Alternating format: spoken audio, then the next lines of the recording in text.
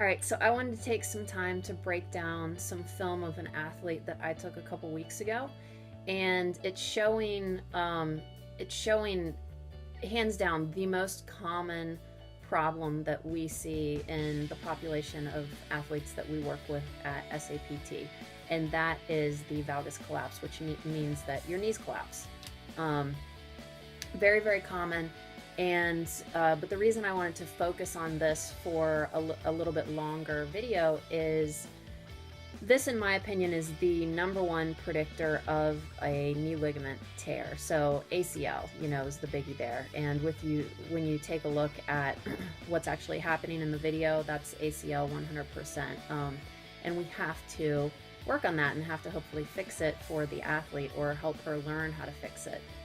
So when we go in and check in on the video in just a minute, you are going to see first at full speed, and then I've slowed it down to 25% of full speed, so that you can see the two things that are happening. Problem number one is we are getting an asymmetrical valgus collapse. So that means both knees are kind of popping in evenly from side to side. You will also notice that her feet are flattening and rotating out, so that's the pronation of the feet, and that is on takeoff from her jump. The second problem is on the landing, and I would say that this is the larger problem that needs to be fixed in terms of prioritization. Okay, so where's she going to get injured? What's more likely to cause that injury? It would be on the landing. Deceleration is where non-contact ACL injuries occur. So deceleration examples would be on the soccer field or on the basketball court. You're running, you go into a turn, so you're cutting, you're slowing down, and as you start to slow down and your muscles have to do the job, they have to be strong enough to get you into a nice safe turn, and then boom, the ligament goes. So that's a deceleration injury example. And then the example from this one in particular would be she's a volleyball player, so she's landing. That's a deceleration. You need your muscles to be strong enough to handle the weight of your body and all of the force that comes and becomes sort of amplified as you're landing in the air. You're not just standing up and sitting down, right? You've got all this force coming down on the ground. So anyhow, the second problem is related to that. It's deceleration, so she's landing the jump. And here you will see an asymmetrical valgus collapse that is far more severe than what we saw on the takeoff. So let's go ahead and take a look.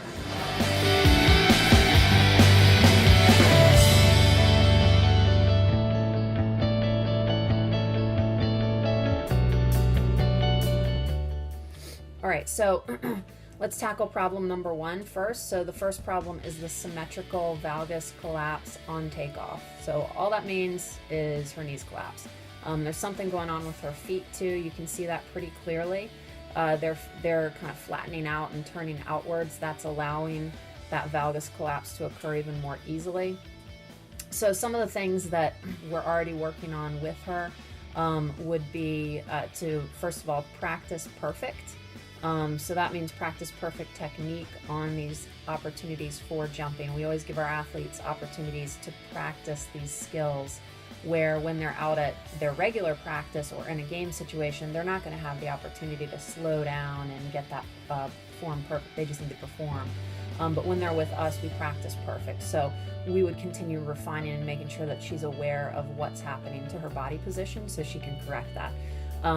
The other thing is really just developing strength. So that would be strength in her feet as well. The pronation that's occurring there is concerning. So if she's not already doing some balance drills, we would get her doing what's called tripod foot balance drills, where you can do a variety of things, but you're essentially teaching the foot to stay, to hold an arch and stay strong and be able to function with that strong foot arch held position. So that would be one thing. We would also definitely work on strengthening her glute medius. That's the muscle on the side of your butt. And that's a big component of holding knee position steady and not allowing the collapse to occur. And then just real basic stuff, that we do with everybody. We will squat them. We will teach them deadlift patterns as well. Now that doesn't mean with a barbell. That means we start with body weight. Again, we're practicing perfect, so that includes the strengthening exercises. Whatever they can move perfectly, that's where we want them to be, because that's what they need at that time. So if that's just body weight, fantastic. If that just means they're practicing hip hinging to lead into a weighted deadlift later on, perfect. So that's what we would work on to correct that symmetrical valgus collapse. All right, and then the other one, which again, in my opinion, would be the big red flag for an injury, potential for injury, that would be the asymmetrical collapse that looks pretty severe in my opinion. So it's her right leg, and when she lands, it's just everything is folding in, there's weight shift occurring, all kinds of stuff. So we wouldn't really change much to focus on like strengthening that leg more than the left leg. We would still keep things even and work on getting her to feel symmetry between the sides of her body, because I can almost guarantee if she lands like this, we could probably find that symmetrical shift or that asymmetrical shift occurring in other patterns, like when she's squatting, for example. So we would work on getting her to feel the ground evenly, make sure that she's bracing and getting her whole body tight. That will help as well. But then really just stick with the strengthening exercises I mentioned prior, so we would keep on with that. But the biggest thing that would help in this situation would be something where we're practicing deceleration. So this for her would mean that we're practicing landing from a jump. She plays volleyball, she jumps a lot, and it's very important that she lands safely. The way that we would do this is, the most obvious way are very low depth drops or depth landings. A depth drop, sort of in its purest form is, I think, between 1.1 and 1.2 times higher than your vertical jump, and you're working on landing a greater force than what you're used to. That's for very high level athletes. We wouldn't apply that here. She's simply, her body's not built for that yet. That would be a long-term goal. What we would start with is a low box, like imagine an aerobic step that's maybe, 8 to 10 to 12 inches tall, and we would let her sort of kind of hop off of it and land very relaxed. But the goal there is that she feels and learns what it's like to land perfectly, and you do not let that landing occur until it's perfect. So if that means you start with a 10-inch box and you have to lower it down to 5 inches because that's all the athlete can land perfectly, then that's what you do. Now, if she lands 10 inches and it looks fantastic, great, keep notching it up until you find where that failure point, that asymmetrical valgus collapse occurs, and that's where you cut it and then bring it back to where she can practice perfectly. That's going to train her body to be strong in the most efficient, safest movement patterns possible.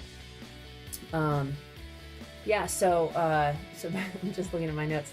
Those are all my notes on how we would sort of address this situation, but I wanted to make this video quite a bit longer than some of my other ones, because that knee collapse with the volleyball players in particular as a population, it just runs rampant through the kids that we see, and it takes a long time to correct because they're continuing to burn that faulty movement pattern in at practice.